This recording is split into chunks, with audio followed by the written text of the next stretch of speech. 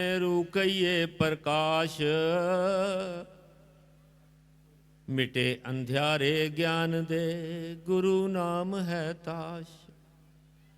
गुरुर ब्रह्मा गुरुर विष्णु गुरुर देवो महेश्वरा, गुरुर साक्षात परम ब्रह्म तस्मै श्री गुरुदेव नमः।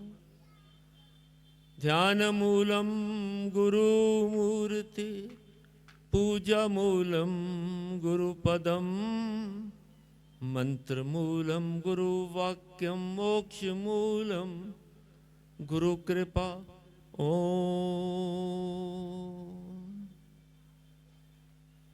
मंच पर विराजमान परम पूजनीय संत जी और महाराज जी, प्रत्येक दरबार से आए हुए महाराज जी के मैं चरणों में कोटि कोटि नमन करता हूँ। और नमन करता हूँ मैं सारी संगत के श्री चरणों में, जो एक हफ्ते से इस यज्ञ में हिस्सा लेने के लिए आई है। आप बड़े भाग्यशाली हैं, इस पावन धरती पर ओम जी के दरबार में नतमस्तक होने के लिए आए हैं। ये ओम जी का दरबार, यहां हर वक्त नाम की गंगा बहती है, हवन यज्ञ हर रोज होते हैं, रामचित्र मानस का पाठ हर समय होता है। बापू जी की यहां पर अपार कृपा है, मन को बहुत सुकून मिलता है, बहुत शांति मिलती है आकर। बापू श्रद्धा राम जी कहते थे कि अगर हम दरबार में नहीं आ सकते, हमारे पास किसी वक्त समय नहीं होता, तो अपने मन में आंखें बंद करके अपने मन में दरबार की छवि बना लो और भाव से मन से नतमस्तक हो जाओ, तो आपकी हाजिरी दरबार में लग जाएगी। आपकी हाजिरी ओम जी की शरण में लग जाएगी और आप जो चाहोगे आपकी मनोकामना भी पूर्ण हो जाएगी। इतना आसान रास्ता बता दिया हमें बापू श्रद्धा राम जी ने। हम बड़े सौभाग्यशाली हैं कि बापू जी का यज्ञ मना रहे हैं। 27 सितंबर 1945 उकाड़ा में बापू हरनाम जी ने बापू श्रद्धा राम जी को बुलाया। रात को 11:30 बजे का समय था और बापू हरनाम जी ने कहा कि बेटा हम अब हमारा समय आ गया, हम प्रस्थान करने जा रहे हैं। इस दरबार की और संगत की बागडोर अब तुम्हारे हवाले है, तुमने ही सारी संगत का ध्यान रखना है। तो बापू श्रद्धा राम जी कहते हैं, गुरुदेव मैं तो इसके काबिल नहीं हूं, मैं नहीं संभाल सकता। तो बापू हरनाम जी ने कहा, तुम मेरा सर अपनी गोद में रखो। बापू श्रद्धा राम जी सुख आसन में बैठ गए और बापू हरनाम जी ने अपना सर बापू श्रद्धा राम जी की गोद में रखा और लेट गए और ओम का उच्चारण करने लगे। ओम का उच्चारण करते करते उन्होंने अपनी देह त्याग दी। जितना समय ओम का उच्चारण करते रहे और देह त्यागी। बापू श्रद्धा राम जी के कपाट खुल गए, उनको पूर्ण कर दिया। बापू श्रद्धा राम जी उसके बाद गुसाई जी के पास अमृतसर गए और कहा कि बापू हरनाम जी ने मेरे ऊपर बहुत बड़ी जिम्मेवारी डाल दी है, पर मेरी एक प्रतिज्ञा है कि मैं इस दरबार का अन्न जल ग्रहण नहीं करूंगा, आप मुझे आशीर्वाद दें।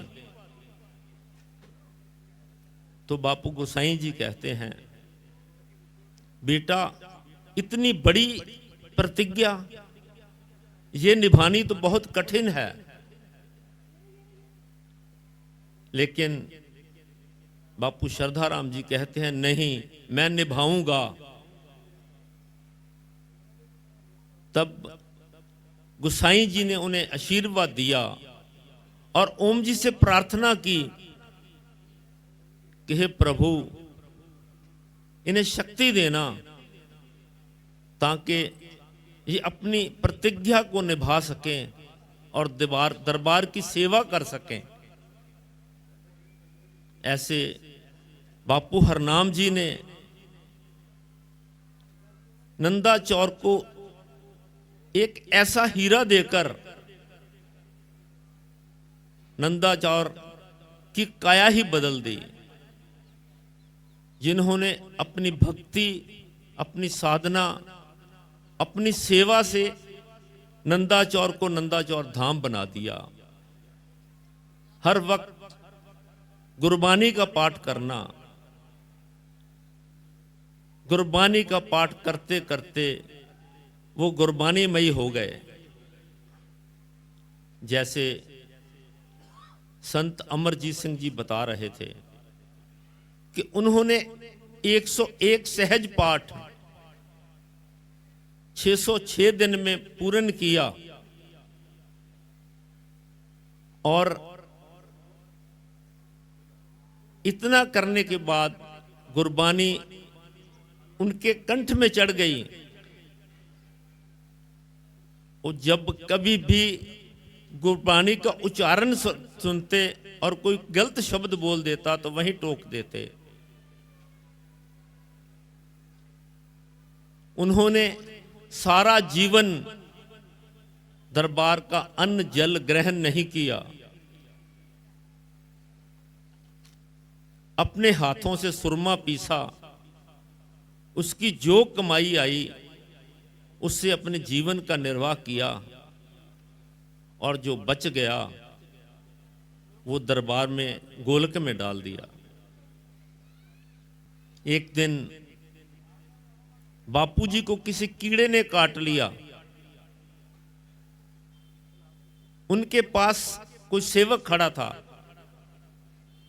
वो दौड़ के लंगर घर से नमक ले आया और नमक उस काटी हुई जगह पे लगा दिया।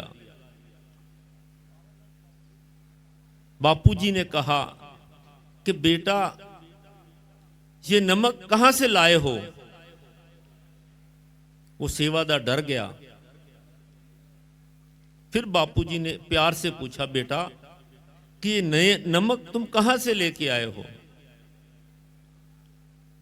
तो वो कहने लगा, महाराज मैं घबरा गया था और इसीलिए जल्दी जल्दी नमक लंगर घर से ले आया। तो बापूजी ने उन्हें अपनी जेब से पैसे दिए और कहा, ये जाकर गोलक में डाल दो। भाव है कि वो दरबार का चुटकी नमक भी नहीं खाना चाहते थे। एक बार उनके घुटनों में दर्द होने लगा, दर्द काफी बढ़ गया। आहिस्ता आहिस्ता उनको गठिए की प्रॉब्लम हो गई, यहां तक कि चलना भी मुश्किल हो गया।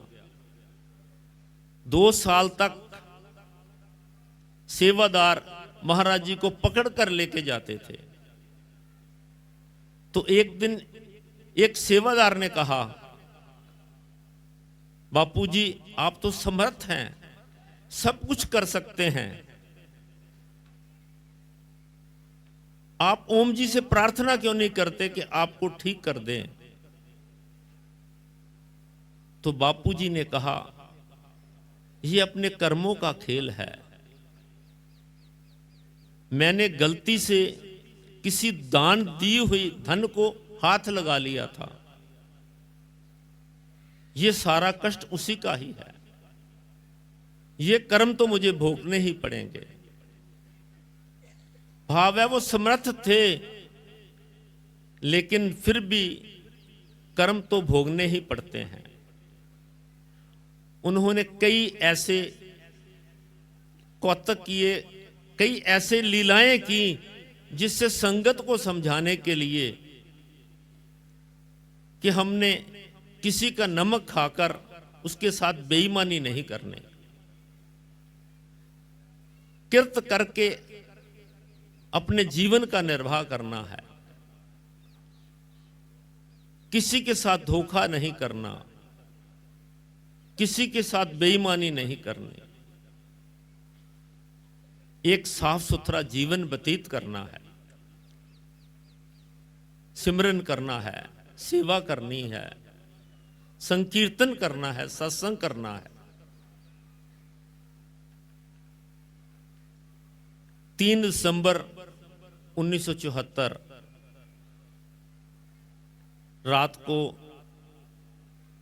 बापू श्रद्धाराम जी ने दरबार के जनरल सेक्रेटरी सरदार मुकंदलाल जज जी से कहा कि भाई हम अब जा रहे हैं, हम फिर नहीं आएंगे। ये सुनकर मुकंदलाल जी घबरा गए। उन्होंने पूछा, प्रभु कहां जा रहे हो? तो बापूजी ने बात को बदल दिया, नहीं मैं सोने जा रहा हूं। रात को वो सो गए। 4 दिसंबर को सुबह जल्दी अमृत वेले उठे, नहाए धोए, स्नान किया और अपने पलंग पर लेट गए और योगिक क्रिया से के साथ अपना शरीर छोड़ दिया। साथ सोया हुआ एक सेवक लेखराज जी, उन्हें पता नहीं चला। जब थोड़ी देर बाद महाराज जी नहीं उठे, जबकि रोज सुबह वो हवन करते थे, तो सेवादारों ने देखा और जगाने की कोशिश की, तो देखा कि बापूजी तो अपना शरीर छोड़ चुके हैं, अपने धाम जा चुके हैं। एकदम सारे नंदाचौर में हाहाकार मच गई, हर तरफ हाहाकार मच गई कि हमारे परमात्मा, हमारे आराध्य, हमारे गुरु हमें छोड़कर चले गए।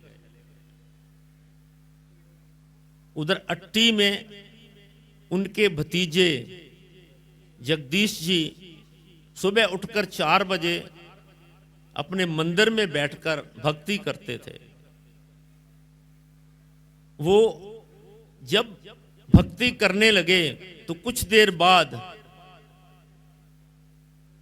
उनके मंदिर में बापू ओम जी, बापू हरनाम जी और बापू श्रद्धाराम जी का स्वरूप लगा हुआ था, वो नीचे गिर गया और उन्होंने उठाया तो उस पर, उस स्वरूप में बापू श्रद्धाराम जी का जो स्वरूप था उस पर दरार आ गई। उस समय उन्होंने समय देखा तो 4:15 हुए थे। इससे यही अंदाजा लगाया गया कि बापूजी ने 4:15 बजे अपना शरीर छोड़ा। उसके बाद उनका अंतिम संस्कार किया गया। और जब उनके फूल उठाए गए तो उनके फूलों में से मस्तक की एक हड्डी पर स्वामी लिखा हुआ था। भाव है कि संगत उन्हें जगत स्वामी कहती थी। परमेश्वर ने भी इस चीज की गारंटी दे दी कि वाकई ही वो जगत स्वामी थे, जिन्होंने सारा जीवन भक्ति की, सेवा की, सिमरन किया। ये नंदाचौर धाम आज भी यहां पर श्रद्धा राम जी विराजमान है। वो कहीं गए नहीं। आप दरबार में आओ, आपकी कोई समस्या है, आपकी कोई मुश्किल है, संगत आती है, मेरे पास भी आती है, महाराज जी ये मुश्किल है, ये प्रॉब्लम है, तो मैं यही कहता हूं जाओ महाराज श्रद्धा राम जी के स्वरूप के आगे बैठो, आंखें बंद कर लो, तो तुम्हें अपने सवाल का जवाब मिल जाएगा। ऐसे ही होता है। संगत जाकर बैठती है, कुछ समय बाद मुझे आकर बताती है महाराज जी हमारी समस्या हल हो गई। वो आज भी यही हैं। कुछ दिन पहले, कुछ समय पहले मेरे पास एक बीबी आई, एक दो दिन रहे। उन्होंने बाद में मुझे कहा महाराज जी मैंने आपसे बात करनी है। मैंने कहा बताओ बेटा। मैंने अकेले में बात करनी है। मैं कहा चलो कोई बात नहीं। मैं नीचे रूम में ले गया। वो दोनों मां बेटी थी, मेरे पास बैठ गई, अपने परिवार की सारी समस्या मुझे बताई। मैंने कहा बेटा हम तो सेवादार हैं, हम ओम जी से प्रार्थना करेंगे, श्रद्धा राम जी से प्रार्थना करेंगे कि आपकी इस समस्या का समाधान करें। फिर मैं उन्हें दरबार में ले गया, अरदास की, बेनती की ओम जी महाराज जी के आगे, श्रद्धा राम जी के आगे, सभी गुरुओं के आगे। तो उसके बाद वो चले गए, छुट्टी लेकर चले गए। कुछ महीनों बाद वो फिर दोबारा आई।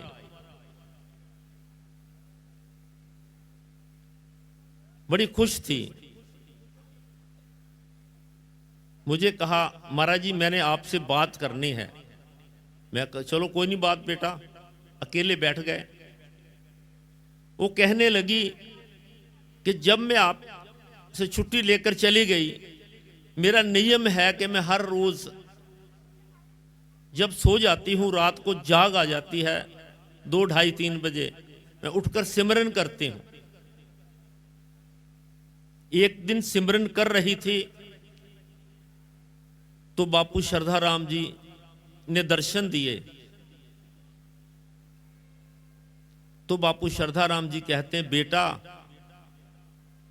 वो पंजाबी बोलते थे ना, बीबी एक पानी दी बाल्टी लेके आ। तो मैंने उन्हें पानी की बाल्टी दे दी। उन्होंने वो पानी मेरे आगे से रोड़ दिया, फेंक दिया और कहते हैं बीबी आज असी तेरे सारे दुख दिल दे रोड़ देते ने, हुण चिंता ना करी।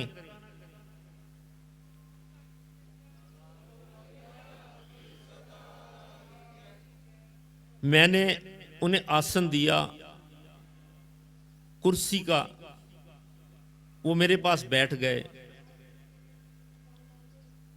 तो मैंने उन्हें फिर से वही समस्या सुनानी शुरू कर दी जो मैंने आपको सुनाई थी। तो बापूजी कहते हैं बीबी हाले थोड़े ने पहले तू समस्या सुनाई मैनू अपने दरबार दे विच, ते अरदास भी हुई तेरी, तेरी अरदास सुन के तो मैं आया। भाव है कि बापू शरदा राम जी यही हैं। ये दरबार इतना सच्चा और उच्चा दरबार है कि यहां पर हर एक की समस्या सुनी जाती है, हर एक की समस्या का हल होता है, लेकिन उसमें अपने आप को इस काबिल बनाना होगा, भक्ति करके, सेवा करके, सिमरन करके, संकीर्तन करके। अगर हम अपनी ड्यूटी नहीं निभाएंगे तो हमें उम्मीद भी कम रखनी चाहिए। आजकल कलयुग है, हम ड्यूटी तो नहीं निभाते लेकिन हमारी इच्छाएं बहुत ज्यादा हैं। हम ये चाहते हमारा ये काम हो जाए, वो हो जाए, वो हो जाए, लेकिन अगर पूछो तो नामदान लिया हुआ है? हाँ जी लिया है। कितने साल हो गए? 20 साल हो गए। कितने साल हो गए? 50 साल हो गए। किसी को 15 साल हो गए। कहां पहुंचे? वहां के वहीं है, समय ही नहीं है।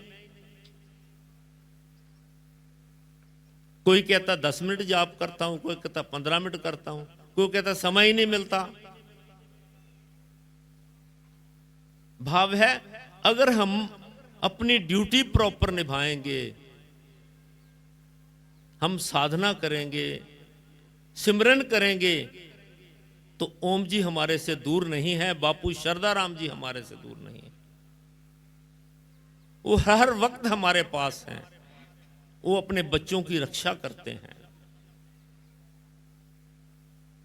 उन्होंने आद्रा मान में कल वृक्ष स्थापित कर दिया, झंडा साहब लगाकर, और ये हुक्म लगा दिया कि जो भी जीव 40 दिन लगातार यहां पर आकर दिया जलाएगा उसकी मनोकामनाएं पूर्ण हो जाएंगी। अक्सर देखा जाता है कि जो शुरू करता है अभी 40 दिन भी पूरे नहीं होते तो वो कहता है मेरी मनोकामना पूर्ण हो गई, मेरा तो काम हो गया। पर आजकल ड्यूटी ही बदल गई। एक दिन शुरुआत कराते हैं, फिर किसी की ड्यूटी लगा देते हैं जो मेरी जगह पे दिया जलाया जाओ। भाव है हम अपनी ड्यूटी तो निभाते नहीं, फिर कहते हैं हमारी मनोकामना पूर्ण नहीं हुई। हमें ड्यूटी निभाएंगे तो भी है ना। बापू शरदा राम जी ने तो दरियाओं के मुंह मोड़ दिए। आद्रा मान में सभी जानते हैं कि हर साल बाढ़ आ जाती थी और लोगों का बहुत नुकसान होता था। लोगों ने, संगत ने शरदा राम जी से प्रार्थना की, गुरुदेव हमारा हर साल बहुत नुकसान होता है, कृपा करो कोई ऐसी व्यवस्था करो कि हमारा इससे बचाव हो जाए। तो बापू शरदा राम जी ने दरिया के पास जाके प्रार्थना की, हे प्रभु यहां हमारे बच्चे रहते हैं, हमारी संगत रहती है, इनका ध्यान रखो, इन पर कृपा करो, इन पर दया करो। वरुण देवता खुद हाजिर हो गए और बापूजी ने कहा कि यहां आप हर साल अखंड पाठ रखाया करो। वो हर साल अखंड पाठ रखाते हैं, लेकिन उसके बाद वहां पर पानी नहीं आया, बाढ़ नहीं आई। ऐसे हैं बापू शरदा राम जी महाराज। ऐसी हैं उनकी लीलाएं, ऐसे हैं उनके सेवक। आज से बापू श्रद्धाराम जी के जमाने में चले जाओ, उनके टाइम पे चले जाओ, जो हमारे बुजुर्ग थे यहां पर आते थे, यहां पर कई कई दिन आकर रहते थे। कोई 15 दिन रहा, कोई 20 दिन रहा, कोई महीना रहा, सेवा करते थे, सिमरन करते थे। लेकिन आजकल तो किसी के पास समय ही नहीं है। कई बार आते हैं, संगत आएगी, महाराज जी हम यहां पर बहुत पुराने आते हैं, हमारे बुजुर्ग यहां बहुत आते थे। मैंने कहा बेटा बुजुर्ग तो बहुत आते, लेकिन मैंने तेरे दर्शन तो पहली बार किए हैं। हाँ मैं बड़ी देर बाद आया हूं, मुझे आए हुए 4 साल हो गए। भाव है कि हमारे पास समय ही नहीं है कि हम दरबार में आ जाएं, नतमस्तक हो जाएं, सेवा करें आके ओम जी की, बापू श्रद्धाराम जी की। बापू जी की सेवा को बापू जी की नहीं करनी, सेवा तो संगत की ही करनी है। संत सब कुछ कर सकते हैं, समर्थ होते हैं, वो तो युग भी पलट देते हैं।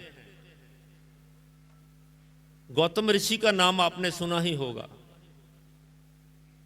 उनकी पत्नी अहल्या शल का शिकार हो गई, इंद्रदेव के शल का शिकार हो गई, अपना स्त्री धर्म खो बैठी। तो गौतम ऋषि ने उसको श्राप दे दिया कि पत्थर की हो जाओ, जड़वत हो जाओ, पत्थर की हो जाओ। तो वो कहने लगी प्रभु मेरा तो कसूर ही नहीं है। इंद्रदेव आपका भेष बदल के आ गया और मेरे से छल कर गया, लेकिन श्राप तो श्राप ही है। तो अहिल्या प्रार्थना करने लगी कि मेरा उद्धार कब होगा। तो गौतम ऋषि कहते हैं जब त्रेता युग आएगा तब प्रभु राम आएंगे, उनकी चरण रज से तेरा उद्धार होगा। तो अहिल्या कहती है अभी तो सतयुग है, फिर द्वापर आएगा, फिर त्रेपता आएगा, मुझे हजारों वर्ष ऐसे ही रहना पड़ेगा। तो गौतम ऋषि को तरस आ गया। उसने कहा कोई बात नहीं, मैं तेरे लिए युग ही पलट देता हूं। पहले त्रेता आएगा, बाद में द्वापर आएगा। भाव है कि संत तो युग भी पलट सकते हैं। ऐसे थे हमारे बापू श्रद्धाराम जी, जिन्होंने नंदा चौर को नंदा चौर धाम बना दिया, बैकुंठ बना दिया अपनी भक्ति से, अपनी शक्ति से। जिस नंदा चौर का कोई नाम नहीं लेता था, उस नंदा चौर की हर जगह जय जयकार होती है। सुबह उठते ही जयकारे लगते हैं। हर कोई यहां की पवित्र धरती को नतमस्तक होने के लिए आता है। समय बहुत हो गया, मैं ज्यादा समय नहीं लूंगा, जल्दी समाप्ति कर दूंगा। मेरी आप सभी से यही प्रार्थना है कि आप दरबार में आते हैं, बड़ी दूर दूर से आते हैं, यहां पर आकर अपना जीवन सुधारो। यहां पर आने का भाव है यहां आकर सिमरन करना, संकीर्तन करना, आप आते हो, कुछ न कुछ समय रोज जितने दिन यहां रहते हो महाराज श्रद्धा राम जी के रूम में जाओ, सचखंड में जाओ, वहां बैठ कर समाधि लगाओ। देखो कितनी जल्दी मन एकाग्र होता है, कितनी जल्दी ओम जी के दर्शन होते हैं, कितनी जल्दी श्रद्धा राम जी के दर्शन होते हैं। हमें उनके बताए हुए मार्ग पर चलना है, दरबार में आना है, घर बैठकर भी सिमरन करना है, सेवा करनी है, संकीर्तन करना है। यही बात हमें दरबार से लेके जानी है। मैं अक्सर हर बार आप सभी संगत से यही प्रार्थना करता हूं कि सिमरन करो, सेवा करो, सत्संग करो। बिना सिमरन के छुटकारा नहीं है। अगर इस भव सागर से पार जाना है, इस आवागमन से छुटकारा लेना है, तो सिमरन करना पड़ेगा। जब भी कोई गुरु महाराज नामदान देते हैं तो वो कहते हैं हमें हर रोज का दसवंध निकालना है। भाव है 24 घंटे का दिन है, दसवंध है 2 घंटे 40 मिनट, 2.5 घंटे सिमरन जरूर करना है। 2.5 घंटे नहीं 2 घंटे करो, 2 घंटे नहीं 1.5 करो, नहीं तो 1 घंटा करो। लेकिन किसी से भी पूछो कैसी पोजीशन है, क्या है, कुछ नहीं है। अगर हम हर रोज आधा घंटा सुबह बैठे, आधा घंटा शाम को बैठे, तो आहिस्ता आहिस्ता हमारा मन टिकने लगेगा। फिर पता ही नहीं लगेगा कि टाइम कब हो गया, घंटा, 1.5 घंटा, 2 घंटे कब बीत गए। आप सुबह से बैठे हैं, सत्संग का आनंद ले रहे हैं, महापुरुषों के प्रवचन सुने हैं। सभी का सार यही है, सिमरन करो, सेवा करो, सत्संग करो।